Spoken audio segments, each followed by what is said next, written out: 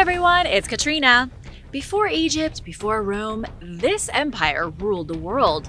But something incredible happened.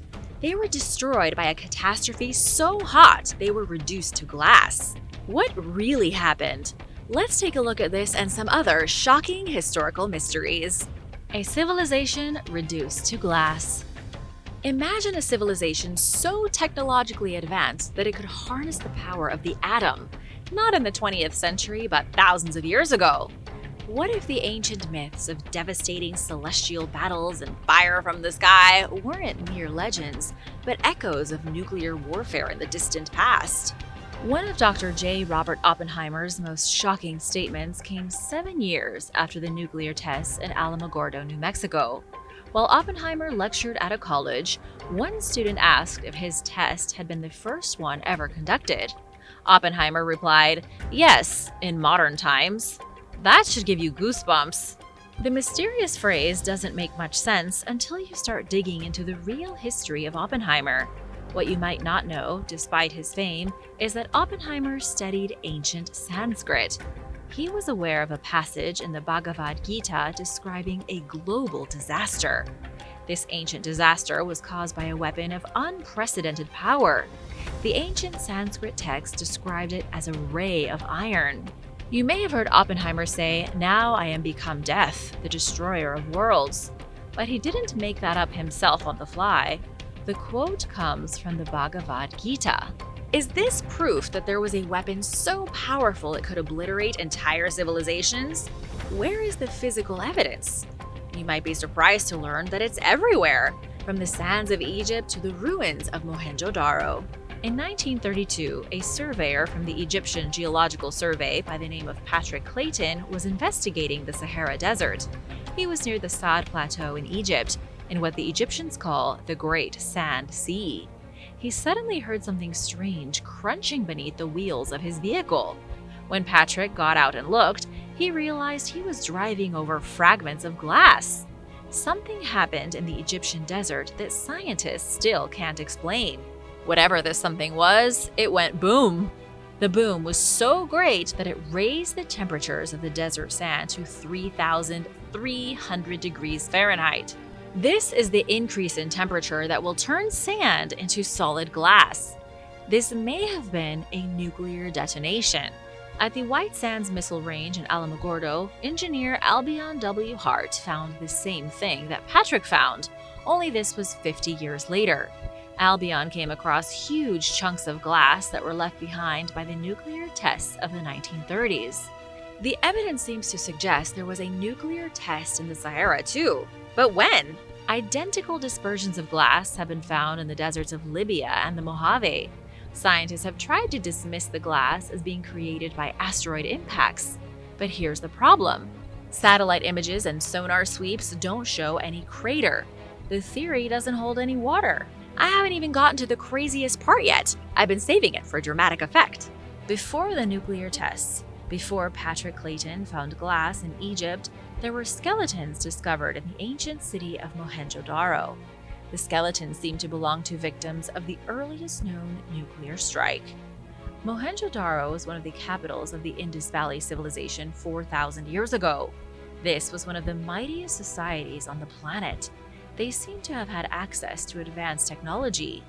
Their territory stretched across modern India and Pakistan. Many experts believe they were more sophisticated than the Egyptians or the Mesopotamians, and possibly even older too. But then something happened to the Indus Valley civilization. They vanished without a trace, never to be seen again. Their cities were reduced to dust, and nobody knows what happened. In 1927, 44 human skeletons were found lying face down in the street, as if they had been taking a stroll when disaster struck. Some of those skeletons had radiation, suggesting they had been exposed to intense nuclear energy. Many experts believe Mohenjo-Daro may have been struck by a nuke. And guess what? The ruins of Mohenjo-Daro are partially crystallized. Just like the glass found in the nearby Indian desert of Rajasthan, in Egypt's Great Sand Sea, and in New Mexico, it all points to evidence of nuclear war in prehistory. The Lost Island of the Bishops. There is an uncharted island that has been haunting sailors for centuries, a vanished land that was founded by 7 bishops driven out of Spain and into the cold water of the Atlantic. Historians call it the Island of 7 Cities. Its legend takes us to the 8th century AD, to when the Moors conquered Spain and Portugal. In 711, Spanish priests found themselves in big trouble. To make a long story short, the Muslims conquered the Iberian Peninsula and brought an end to the Christian Visigoth kingdom, which was established after the fall of the Roman Empire. Once the Muslims had taken over Spain, Christians were no longer welcome with open arms. Fleeing for their lives, 7 Catholic bishops, led by the Archbishop of Oporto, left Spain with a fleet of ships. Where do you think they were trying to go? The New World hadn't been found yet, so the bishops were presumably sailing off into nothing. Only these bishops did find somewhere to live. They landed on a mystery island, and each bishop built their own city. Or did they? In the following centuries, the mystery island of the 7 cities was dismissed by people as a fantasy. The story was denounced as utter nonsense. No one even thought the original bishops were real. Or if they were real, they got lost at sea and disappeared. Then, in the 12th century, Arab geographer Idrisi included a strange island on all of his maps named Baelia. The island of Baelia was home to 7 great cities, supposedly founded by those fleeing bishops 5,000 years earlier. The island of Baelia was never officially discovered. After a century, it stopped being put on maps altogether. Then, near the end of the 14th century, another mystery island appeared on Italian and Spanish maps. It was called Antillia and was supposedly home to several unusual cities. Can you guess how many? That's right, 7. They had bizarre names like the city of Azai and the city of Ari. There was so much intrigue in the island of Antillia that in 1474, the Portuguese ruler King Alfonso V commissioned Captain Teles to explore and claim the cities. It seemed like a good mission, only the captain couldn't find the island. No one has ever found the island. In 1498, sailors from Bristol launched expeditions to discover the elusive 7 cities, but they failed. Even Christopher Columbus mentioned the island of Antillia in his writings. The King of Spain recommended that Columbus stop to rest on the island of Antillia while on his journey to the New World. Did this island ever really exist? Let me know your thoughts in the comments. DNA proves that skulls are not human. Skulls discovered in the Peruvian desert may have come from extraterrestrial visitors. There are more than 300 skulls, each one 3,000 years old, and each one with an origin not of this world. This is one of the most controversial mysteries in all of archaeology. The controversy began in 1928 with archaeologist Julio C. Tello. During excavations in Peru's Paracas Desert in the Ica region, Julio uncovered a cemetery. The cemetery was filled with bodies, none of them looking particularly human. The bodies had some of the largest elongated skulls that have ever been found in the world. To be fair, there have been elongated skulls found all over the place, from South America to Europe, but none quite like the ones in Paracas. They were huge, almost comically big. But were they truly too big to be human? A recent DNA analysis says that yes, they were indeed too big to be human. Apparently, 5 samples were sent away for genetic testing by the director of the Paracas Museum of History.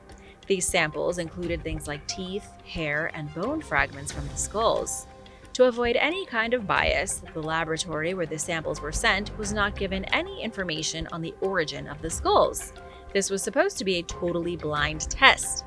The mitochondrial DNA, meaning the DNA inherited from the mother, showed a highly unusual mutation, a mutation unknown to any animal on the planet, be it man, primate, or elephant. This unknown mutation could be from an entirely new species. A human species or an alien species? What do you think is more likely? One geneticist said that the Paracas skulls belonged to a people so biologically different from our human species that it would have been impossible for any interbreeding to happen. In other words, these ancient beings were not biologically capable of having children with us. They do not fit into our family tree. It would have been like a monkey trying to have a baby with a rhinoceros. I'm sure you might be skeptical about the DNA test, so I have a little bit more evidence for you. The specifications of the skulls are baffling. Without needing any kind of fancy technology, scientists were able to determine the skulls are 25% larger than those of ordinary humans and 60% heavier. The general consensus among experts is that these exaggerated characteristics could not have been achieved by standard cranial deformation techniques. Most societies who elongated their skulls did so with wooden planks or fabrics, like the Maya. This was done at a young age to shape a child's head. But apparently the Paracas skulls are too big and too heavy for them to have started out as human skulls. However, other experts have come out to say that this is all nonsense and that the skulls are human. No one has been able to track down this geneticist or the DNA tests, and so the skulls remain a mystery. And now it's time for a quick break because it's shoutout time! I want to give a huge thank you to Claudio Suarez and The Cookie for supporting this channel. Thanks so much, guys! Be sure to subscribe if you haven't already for more videos about shocking historical mysteries. We've got a lot. The first resurrected vampire. The birth of the vampire epidemic began with a man who came back from the dead to suck the blood from the living. His name wasn't Dracula, though. It was Peter. Peter's story is where the myth of the vampire as we know it today began. But it didn't start in Romania, where most vampire legends come from. Can you guess which country had the first recorded case of vampirism? It was Serbia. Peter Blagojevich died in Serbia in 1725. He came back shortly after with a thirst for blood. Peter drank from the blood of his neighbors, and according to the ancient reports, locals grew so fearful that they exhumed his body and drove a stake through his heart. How much of this story is true, I can't say for certain. After all, my time machine is a little bit on the fritz. What I can tell you is that this was the first recorded case of mass vampire paranoia, and it only got worse. In 1732, another Serbian man died and rose from his grave. His name was Arnold Paole, and just like Peter, he was bloodthirsty. Arnold also supposedly killed some people and drank their blood. When Arnold's body was exhumed, he didn't show any signs of decomposition. Military surgeons were sent to investigate as no one could understand why his body wasn't rotting. There was such a fuss being made that whispers of vampires spread to other villages. It was like what happened with the witch hysteria that led to so many witch trials and burnings. Rumors spread to Western Europe, and soon people were digging up corpses in Germany and France. Any corpse that didn't look trustworthy got a stake through its heart. People in England were ignited by the vampire craze as well. Even if a body was rotting a little, any kind of blood or leakage would be taken as a sign of life, and that meant a stake through the heart. This became such an issue that the Habsburg government issued decrees regulating the exhumation of bodies. People weren't just allowed to dig out bodies from their graves and shove stakes through their hearts anymore. These regulations helped end the vampire hysteria. By the end of the 1730s, things had started to calm down. But did they calm down because of the new laws, or had the hysterical villagers succeeded in slaying all the vampires? Who killed the last giants? I know it wasn't you, and it probably wasn't your parents or your grandparents, but someone is responsible. Someone slayed the last giants of America. To find out who's to blame, let's go on a long and strange journey.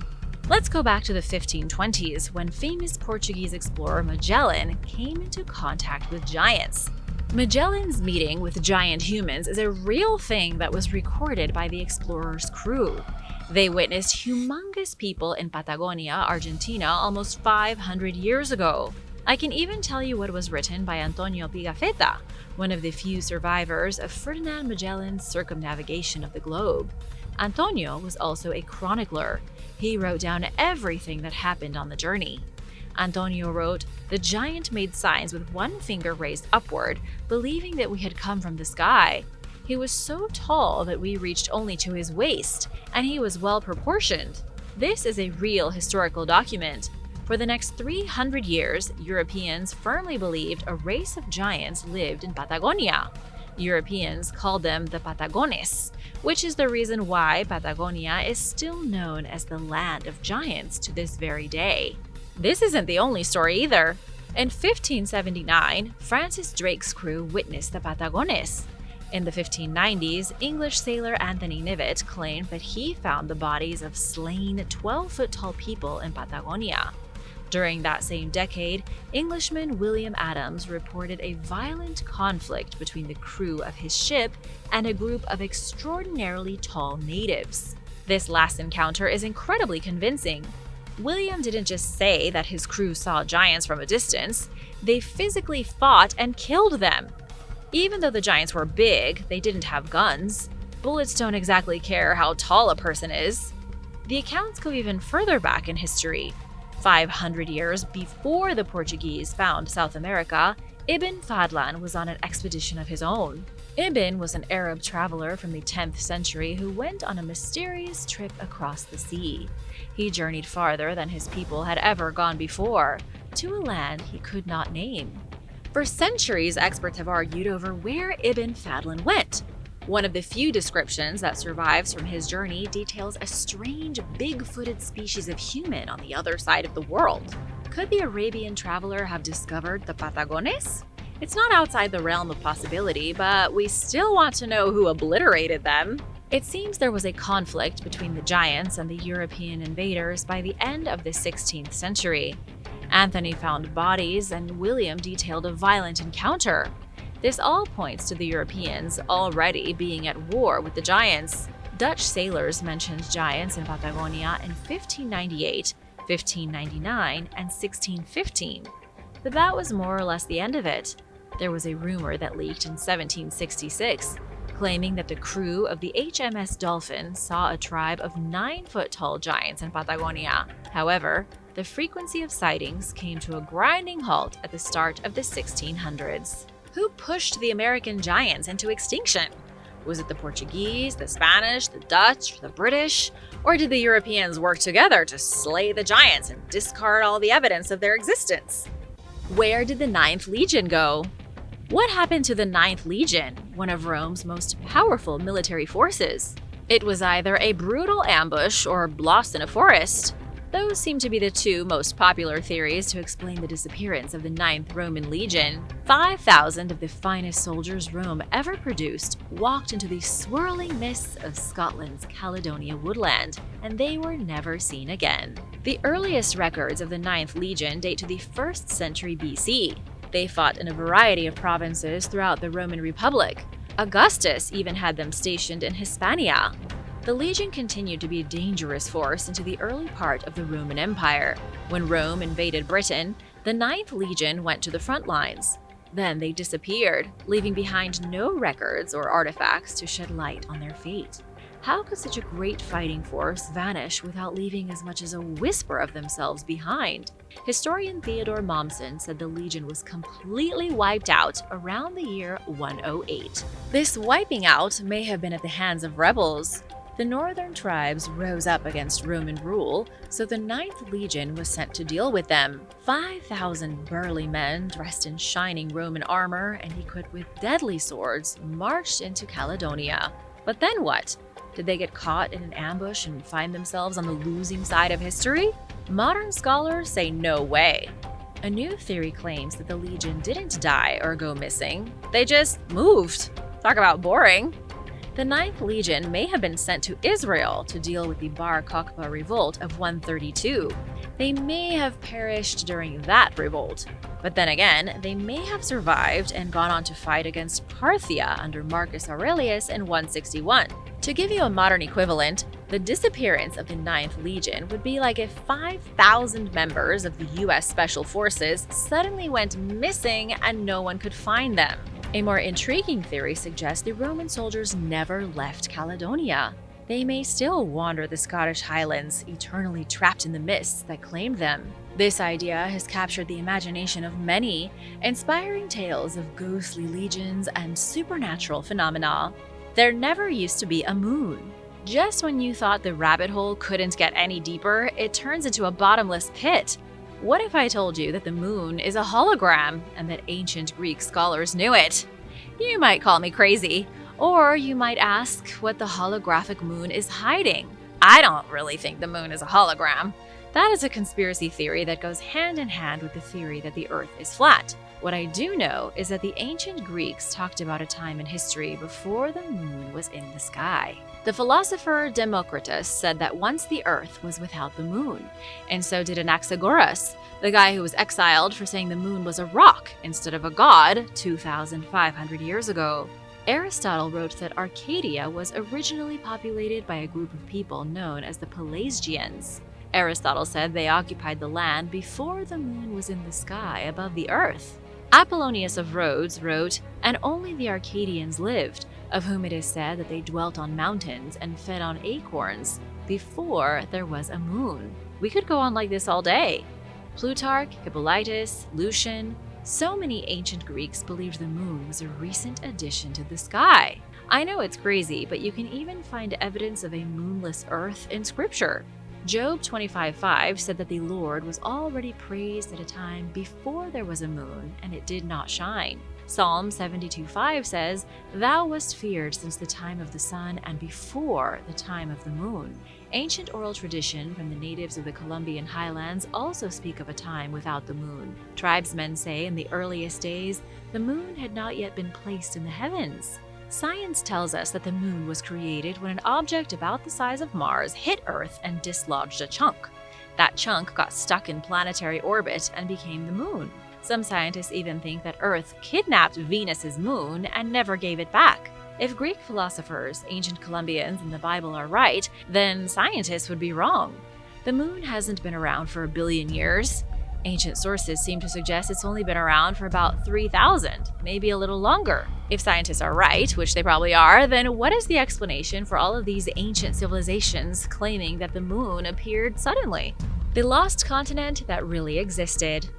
A lost continent proven real, defying the odds and shocking the scientific community. But just because the continent is real doesn't necessarily mean it was home to an antediluvian civilization. Or does it? Scientists often dismiss theories that seem too outlandish for the real world. That's why, for decades, scientists shrugged off theories about a lost continent that sank to the bottom of the Indian Ocean. The same scientists felt a little silly in 2013 when they actually found it. The continent of Lemuria is real and always has been. But who lived on the continent? I don't know. Some scientists suspect there was an entire civilization on the landmass, one so strange and inhuman that you might be thankful they don't exist anymore. They sound terrifying. Starting in the 18th century, scientists came up with an idea that there was a continent in the Indian Ocean connecting Madagascar with India. Why would anyone come up with this idea? Because of one very special animal. British zoologist Philip Sclater noticed that there were way more species of lemur in Madagascar than in Africa or India. Philip believed Madagascar was the original home of the lemur since there were so many on the island. But if Madagascar was home to lemurs, then why were they in India as well? It was a conundrum. It would be like if koala bears were found living in Thailand. It would mean that theoretically Australia was connected to Thailand in the ancient past, enabling the koala bears to migrate. Philip assumed that Madagascar had been connected to India by a huge triangular continent that must have sunk. On the surface, it's a reasonable theory, but then it started to get a little outlandish as time went on. Occultists and psychics jumped in and claimed that Lemuria was home to a race of bizarre humans with 4 arms and hermaphroditic bodies. The people of Lemuria had twice as many arms as they were supposed to have, and they lived amidst a cornucopia of lemurs. This was a popular theory in the 19th century. German biologist Ernst Haeckel theorized that Lemuria was how humans migrated out of Asia and into Africa. At the time, Asia was thought to be the birthplace of all humanity. In 2013, geologists found real traces of a lost continent precisely where Lemuria should be. They found fragments of granite along a shelf that goes for hundreds of miles. It looks like the continent is legit, only it's a lot older than anyone guessed. Scientists think the continent vanished about 84 million years ago, 30 million years before lemurs evolved. This was when dinosaurs were still around. Unless there were 4-armed humans riding T-Rexes, the myth of Lemuria's creepy civilization might be busted. Hitler's secret UFO. 10 years before the infamous Roswell incident, a mysterious flying object crashed into the German countryside near the Rhine River. This lesser-known event suggests a tantalizing possibility the Nazis may have gained access to extraterrestrial technology decades before anyone else. There are no records of this incident, so keep that in mind. All we have to go on are the reports that have been passed down over the last century. Researchers have found out that the saucer landed somewhere in Germany near the Rhine. The alien ship was picked up by the German military and moved to a warehouse, where it was put under 24-hour guard. Hitler ordered his top aeronautical experts to reverse engineer the alien technology. The leader of this endeavor was Albert Speer, who headed the Speer Ministry of Arms. The top scientists were called in to investigate the wreckage, including the Horten brothers. This is important to remember because the Horten brothers later worked on the very first stealth jet fighters. Don't you find it suspicious that the people called to investigate a UFO were the same ones who designed the revolutionary jet fighter? Isn't there at least a slim possibility that they copied alien technology? That's up for you to decide. Another guy involved in this reverse engineering project was Victor Schauberger. Coincidentally, he invented the imploder motor, which was allegedly used in experiments by the Nazi SS.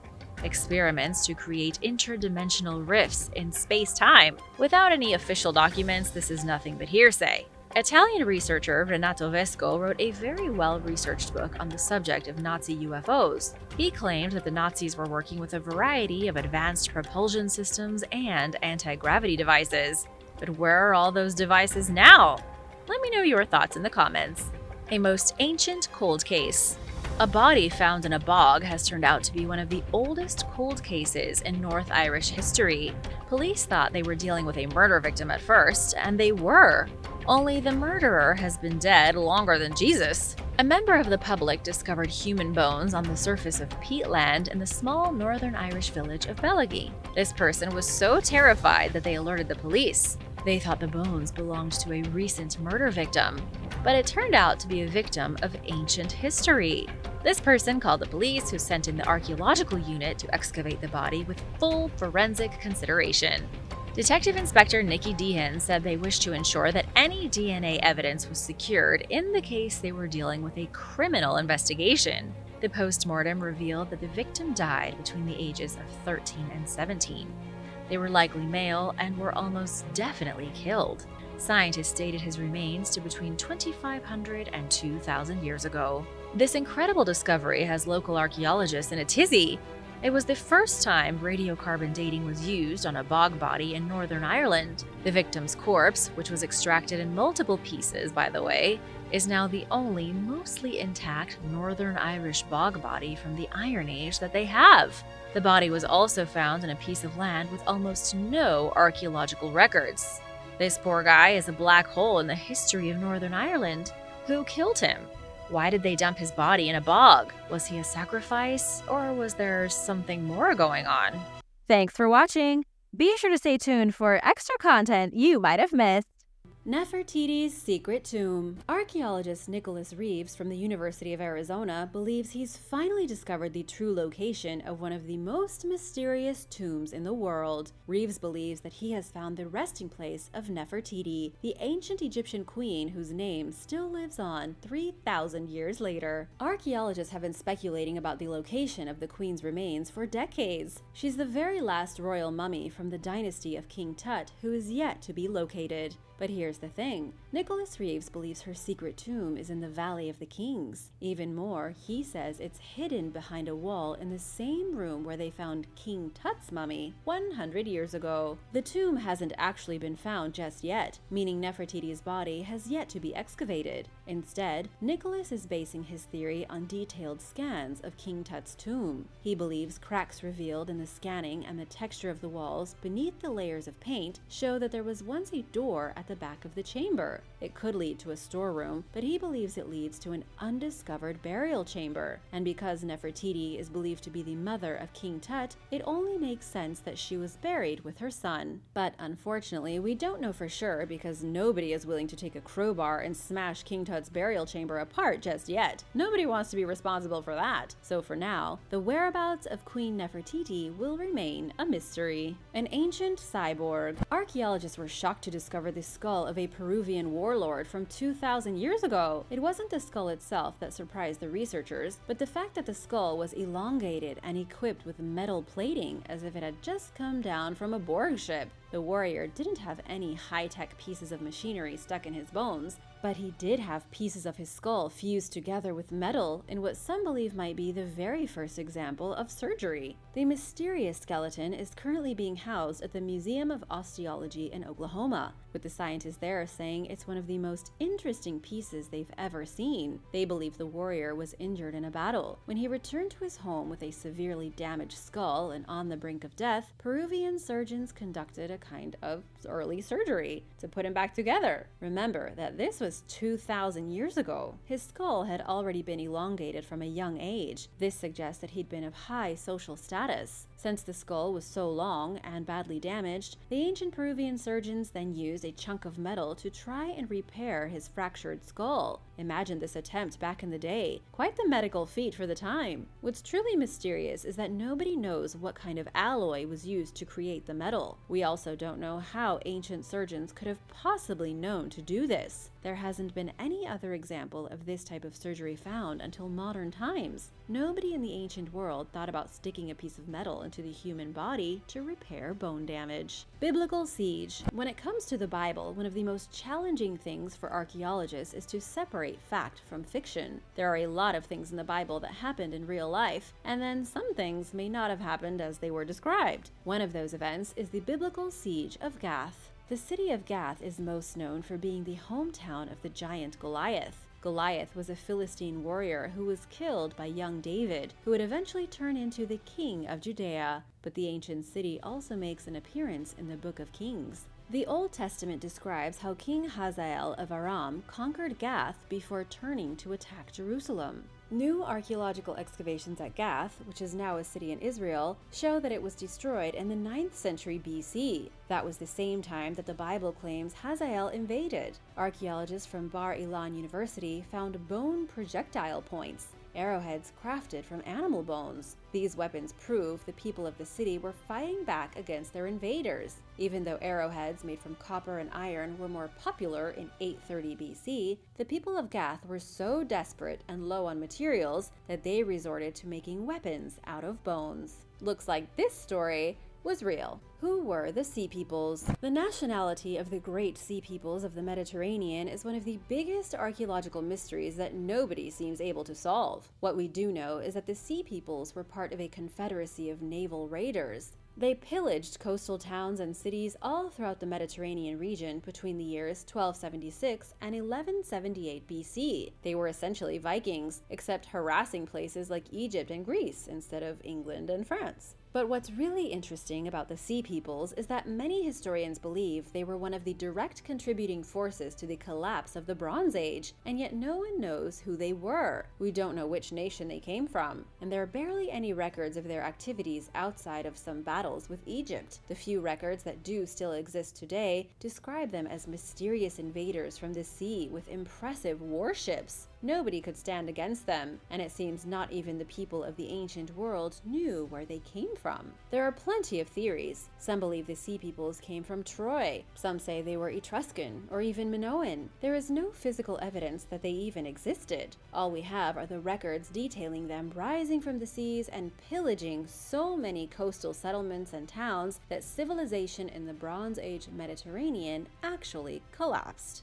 Giants of Doddridge County. In the summer of 1930, evidence of a race of gigantic beings was found in West Virginia. It happened in Doddridge County when Benjamin Zahn found 2 burial mounds on his property in Morganville. This is about 12 miles from Salem. The bones he discovered in these burial mounds were so big and so shocking that he needed to call in a professional. So he called Professor Ernest Sutton from Salem University to carry out professional excavations. According to Professor Sutton, each burial mound contained a megalithic chamber inside shaped from flat rocks and packaged tightly with clay. One of the mounds was quite a bit smaller than the other, only about 6 feet high and 15 feet in diameter, but the other was nearly 60 feet in diameter and contained 3 burials. There were 4 burials in total, with each skeleton belonging to a person of incredible strength and power. These men ranged anywhere from 7 to 9 feet tall. It seemed pretty obvious to every scientist involved that a race of super beings inhabited West Virginia over 1,000 years ago. These people were enormous, standing much taller than any race of people on Earth today. The problem is that the skeletons seemingly vanished after they were excavated. Nobody knows what happened to them, and so the whole affair has been ridiculed as nothing but a hoax. Do you think there really were giants in West Virginia? Let me know your thoughts in the comments below. Father Crespi and the missing artifacts. The story of Father Crespi is not only mysterious, but highly controversial. He was a monk born in Italy in 1891. His first name was Carlos. He studied anthropology and became a priest. In 1923, he moved to Ecuador to work with indigenous people, and it was there that he spent 59 years of his life until his death in 1982. During that time, the local indigenous people brought Father Crespi artifacts as offerings of their thanks. The artifacts apparently came from all corners of the country, and he kept them all in his home. It's been alleged that he acquired over 50,000 artifacts throughout his time in Ecuador. The Vatican gave him permission to start a museum of his own. He housed the collection there until a fire destroyed his museum in 1962. After he died, the few artifacts that remained were removed by unknown hands, and no trace of them remain today. Some say that they were sold to private collectors, some say the Vatican took them and put them in their archives, and some say the Ecuadorian government stole them.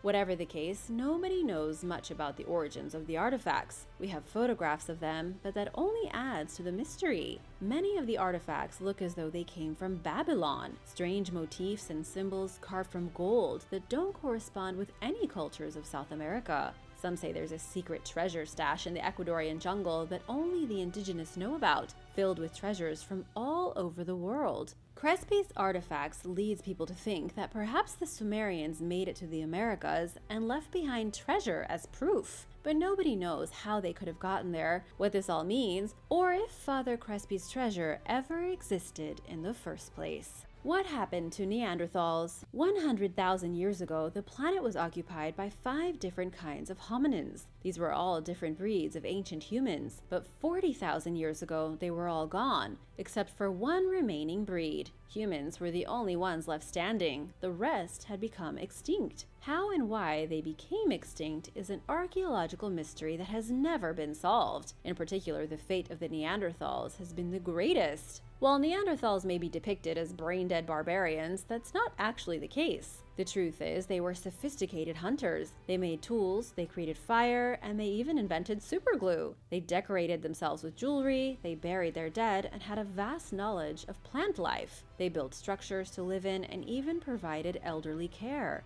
Scientists even believe Neanderthals and ancient humans bred with one another to produce superior offspring. If this is the case, then how did they vanish overnight? One of the theories is that humans used warfare to drive Neanderthals to extinction. They knew they were different, even if only a little, and they killed them with rocks until they were all gone. Another theory is that it was competition with modern humans that drove the Neanderthals out of existence.